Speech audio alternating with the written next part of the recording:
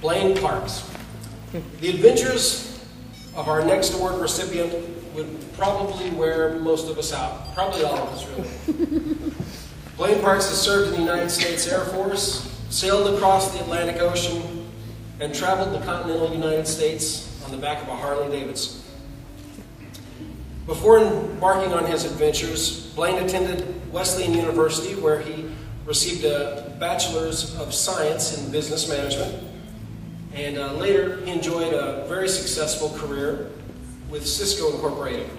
But on finding that the corporate world was not exactly satisfying his wanderlust, Blaine left the corporate world for a life on the high seas and frankly hasn't looked back since. Today, Blaine incorporates his life travels and lessons learned along the way in motivational speaking engagements. Blaine's desire to constantly improve himself and the community he lives in is evident and oftentimes contagious to those around him. He continually gives of his time and his resources for the betterment of others and is always caught wearing a smile, which I'm told is also pretty contagious. It is for that reason that he is our 2010 Young at Heart Award winner, Mr. Blaine Parks.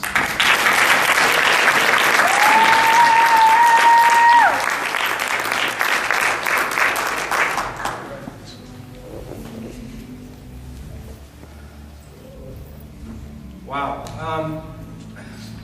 It's a pretty humbling experience when just as you're asking yourself, how can you do more in your community, that two people who are here tonight, Beth Peterson-Williams and Jennifer Jaycees, let you know they've nominated you for an award such as this.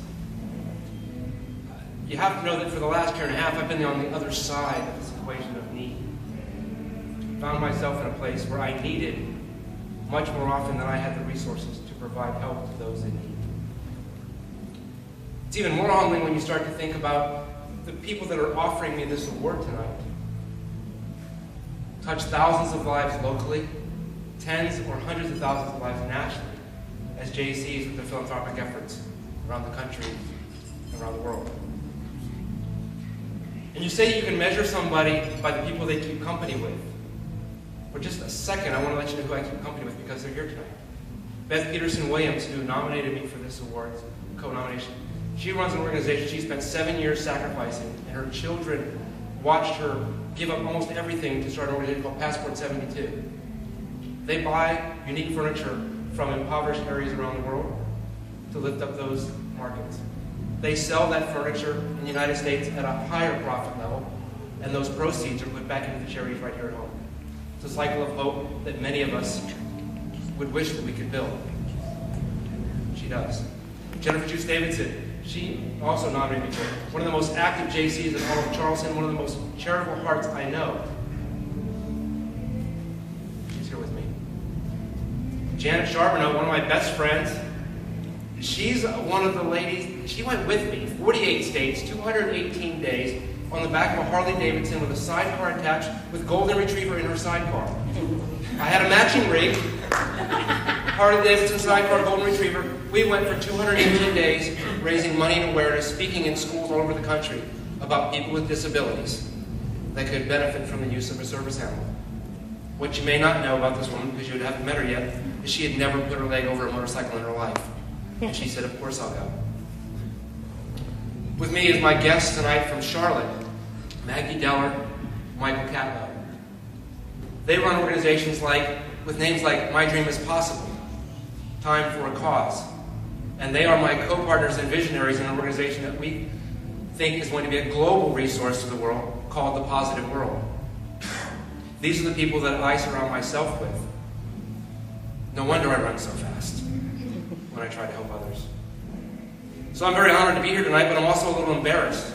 Embarrassed because I'm in the presence of people. I feel like an acorn in a giant stand of oaks in the charitable giving world. And if I can spend just a minute, I want to share two thoughts with you, and then I'll turn it back over. The first is this. Inside each of us is the potential to change the world. Even if the world you change is in the heart of only one person who is in need. So I challenge each of you to seek out those opportunities time and time again to exercise that potential to change the world. Secondly, I've got some words that come from a 13th century man who was a soldier, imprisoned, son of a very wealthy merchant who gave up everything to walk a different sort of life to serve others. If you know the words, I ask you to recite them with me. Lord, let me be an instrument of thy peace. Where there is hatred, let me sow love. Where there is injury, pardon. Where there is doubt, faith. Where there is sadness, joy. O divine Master, grant that I may not so much seek to be consoled as to console, to be understood as to understand, to love as to be loved. For it is in the giving that we receive, it is in the pardoning that we are pardoned, and it is in the dying of self that we are born to eternal life. Those words, of course, come from St. Francis, one of my favorite prayers, and I try to live up to it every day. It took me 46 years to find those words, and it'll take me the rest of my life to live up to them. I challenge each of you to consider doing the same. And I'll leave you with just a word, sort of my prayer for you. May God hold your heart in His hands while your hands are so busy helping the hearts of those in need.